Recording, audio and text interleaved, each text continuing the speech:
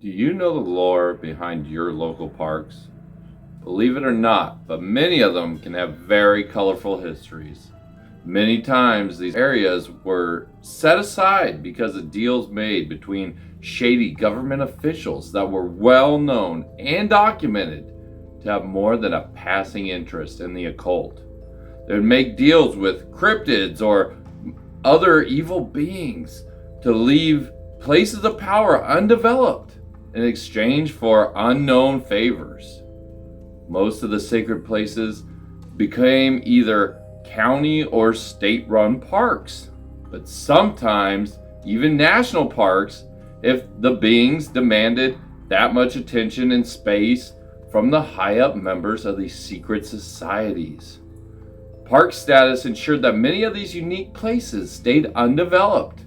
In exchange, trolls, spirits, Sasquatch, Dogman, and any other number of cryptids could live in relative peace with locals in exchange for these favors. If you like this video, you should read the original version of this tale featured in my book series, Northwest Mythology.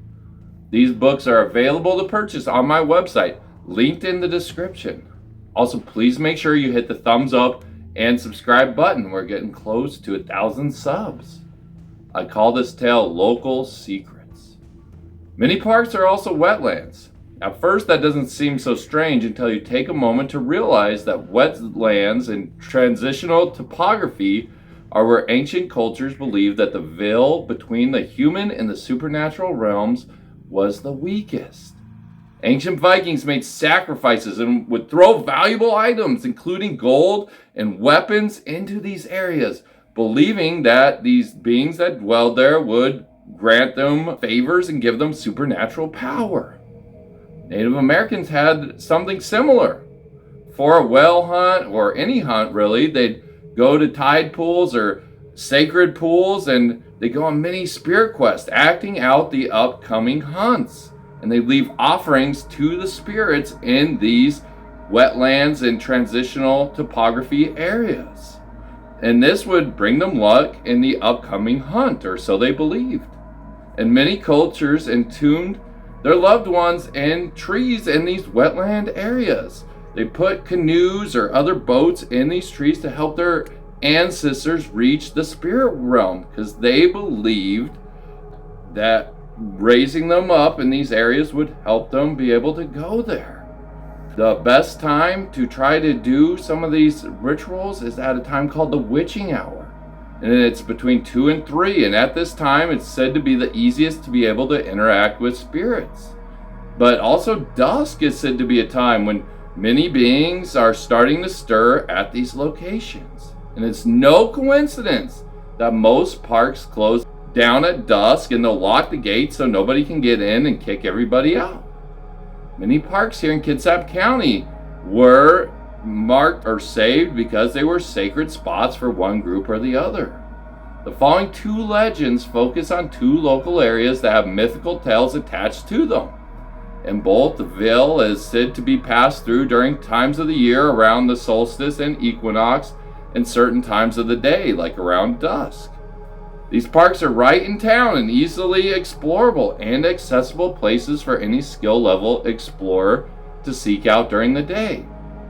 But after dusk, like I said, they're supposed to be off limits. You'll get in trouble if you're in there after dusk and get caught. The first destination is Kitsap Regional Park, also known as Jackson Park. It's 209 acres, but is attached to several other parks that extend all the way to Whiskey Gulch in the Puget Sound, several miles away. Whiskey Gulch was used to smuggle whiskey by pirates in the late 1800s and early 1900s. The locals and the authorities knew the pirates had whiskey, but they were said to be too scared to rout them because of the local legend of a witch that lived in the area, in those woods. And she'd abduct wayward children and travelers, and many residents and people traveling around at dusk went missing. And she used the victims as sacrifice to gain favors from the beings lurking in those supernatural areas, in those swamps. And many skulls have been recovered in the deep bogs in Jackson Park. Many strange altars are found deep within the park on long forgotten trails. off the primary trail, none of the trails in this massive area are marked or well maintained. And if you wander east of the park during certain times of the year, you can potentially encounter this said witch's house, and maybe potentially the witch herself. Her life was rumored to have been extended to an unnaturally long length from all her pacts and sacrifice that she made with these supernatural entities living in that bog. It's incredibly difficult to find her house as there's no markers for guidance anywhere. And I've only managed to reach what I think was her house one time out of the dozens and dozens of times I've been there. The trails are like a labyrinth, and it takes miles and hours to get there. But you know you're getting close when you haven't seen a person for at least an hour. The forest will start to get thick and claustrophobic. No animals or birds will make any sounds. And that's when you know that her house is nearby. A few years ago, I reached her house by accident as dusk was descending on the summer solstice, and it was towards the end of June, as it usually is. I was with my two sons, and we got entirely lost on the side trails in the park. All the birds and animal noises suddenly stopped, and all the trails were unmarked, and we traveled this way for about an hour. It was still kind of sunny out, but it was getting dusk, so it was starting to have that shift of time. The air became really stale, like you were trapped inside a cardboard box. If you were like hiding as a kid and you were just tucked in there. Suddenly we came upon a strange stone building. It had wood shingles and built with rocks that were rough hewn. They were just chipped, like somebody had masoned them from rough material. On inspecting the exterior, there was no door. It was just a little shack in the middle of the woods with no window or no doors. And something was very odd about it. So I had my theory that maybe the entrance to the shack only opens during the thinnest of times. Perhaps only during the witching hour itself, between that 2 and 3 a.m. window. Whatever the case, I looked around this exterior, and other than having no doors or windows and being made of materials from the 1800s, nothing else was really strange. But again, I heard no sounds of animals or birds this whole time. I couldn't hear any people, even though the park is usually super crowded, but it was like we had entered in another dimension or something. It was just so surreal and creepy. And to have this experience in the late afternoon was so strange. My sons and I quickly agreed that this was a good time to head back to the parking area, as what was this strange shack with no doors or windows. It wasn't until doing my research later at the local archives at the library when I deduced that this house probably belonged to that legendary witch. And I went back several times to try to find this little witch house and figure out a way in and see if there's anything interesting. But I never had that time of day right or that time of year aligned just right to where it materialized to be found. And while doing my research, I also found that pirates chose their area to cache that whiskey there at Whiskey Gulch because of that witch. No local sheriff would ever try to gather a posse because there would be no people brave enough to go in the forest to stop that smuggling operation. And the pirates were said to leave a barrel of whiskey once a month there at Whiskey Gulch during the full moon in exchange for the witch leaving them untouched and kind of protecting them from getting busted. After discovering this information, I began to wonder and suspect, hey, that was probably that witch's house. And maybe I was lucky that I hadn't found that door or found that witch. So anyone who goes there after dusk, go there at your own risk. There's a reason why those parks close. The next mythological being I want to discuss are local ghosts said to be roaming in Banner Forest. Banner Forest is 636 acres in the middle of nowhere out here in Kitsap County. At first it seems weird that this giant swath of land is a park until you start researching the area. So most of the park is wetlands, and as mentioned earlier, wetlands are some of the weakest barriers to accessing this supernatural spiritual realm. And the location was also home to Native American tree burial sites, and that just adds to that intrigue.